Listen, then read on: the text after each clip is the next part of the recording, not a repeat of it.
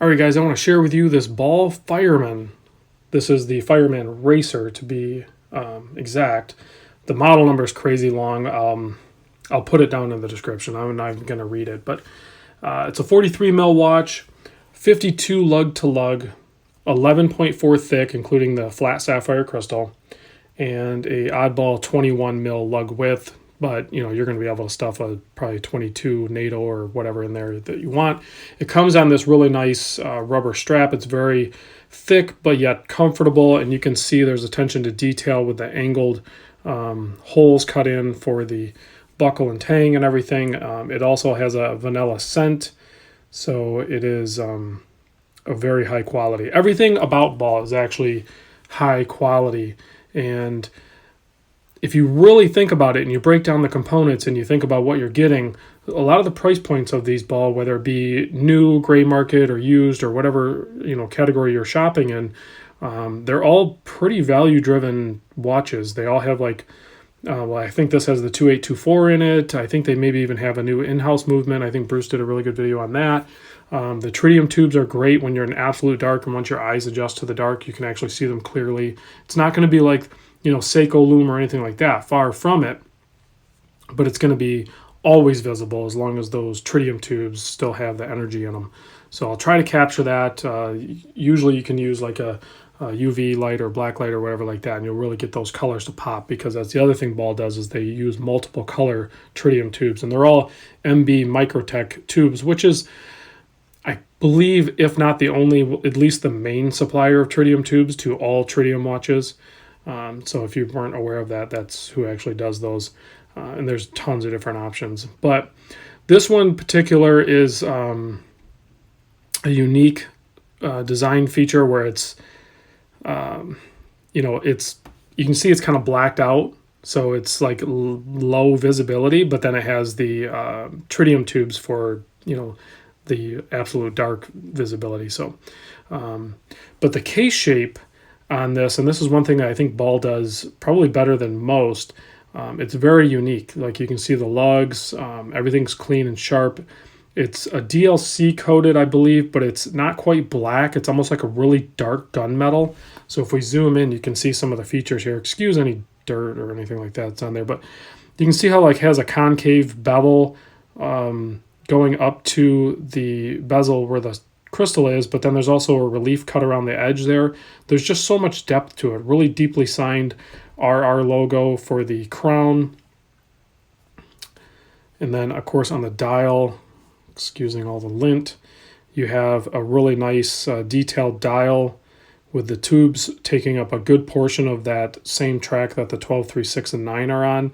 And then, of course, you have different colored ones at the 9, 12, 3, and 6, Swiss made. Just really low-key but clean, nicely blacked out, polished handset.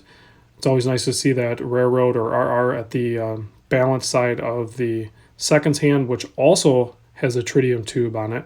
So just attention to detail is just insane. And speaking of which, their case backs are always a work of art. So you can see you got the train there. Shock resist, Ball Watch Company, Swiss made. There's the MB Microtech branding on there for the tritium tubes. So just an excellent built watch. Decent weight to it. I know I said I was going to start adding the weights to these, but I just haven't gotten the scale situated yet. But yeah,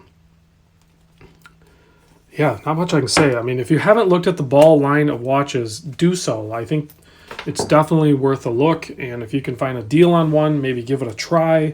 I'm going to pop this on wrist to show you. I think most watch fans that already own a Ball watch will concur with me. There it is on my 7 1/4 wrist. Wears great. This is a really nice strap. Easily could be in like an everyday type wear. It's going to be able to take some abuse. That DLC coating is going to hold up. You got the sapphire crystal. It's a shock resist automatic. Screw down crown. 100-meter water resist. Oh, speaking of the crown, I wanted to show you that. So I think maybe you just noticed something else too. The one thing that kind of baffles me, and I don't know if, I think this is the factory strap for it. I'm not sure why they didn't DLC coat the buckle and tang here, so I'm a little confused on that. I do like the rubber keepers though. You guys know I'm a fan of that. But the crown is super easy to operate, very smooth, nice pop at the end there, and no play. So you got your first position for the date, and then you got your hack, and there's, I mean, just a tiny, like almost no wobble. So you guys, I don't know if I've always been or if I've become a bit of a crown snob, but I like them when they're built well. Like it's a little uneasy feeling when you unscrew a crown and the thing's wobbling all over the place. It just, especially when you see a ton of watches that are just really well built, you realize that there's a better way to do things. And sometimes we make compromises to get into, watches that we like, the way they look, and that's fine. But there's, we all have certain boxes that we like to have checked to really get a watch that, works for us. And that's one of them now for me. I like the loom. I like the crown action and the bezel action and all that stuff. I think those are pretty simple requests. Those are all things that many companies have figured out. And I think other companies, they don't need to figure it out. It's already been figured out. They just need to replicate it. So anyway, guys, there's a quick look at the ball watch. I will attempt, because it's kind of tricky to do on camera, I will attempt to give you a look at the tritium tubes so you can see. I don't know if I'm doing this the best way here, but you can see they're mostly green. I wonder if we go fully dark. Let's try it. All right. Oh, there you go. You can see there. So you have the orange tubes at the outer side, the 12, 3, 6, and 9, and then you have all the green going on in there. So definitely going to be a very visible. Now, it's not going to be that bright at night. It's not going to be that bright at all. But if I were to do an absolute dark shot, like, the camera's just not going to pick it up. So, but once your eyes adjust to the absolute darkness, you're going to be able to see it. It's just not going to be this intense.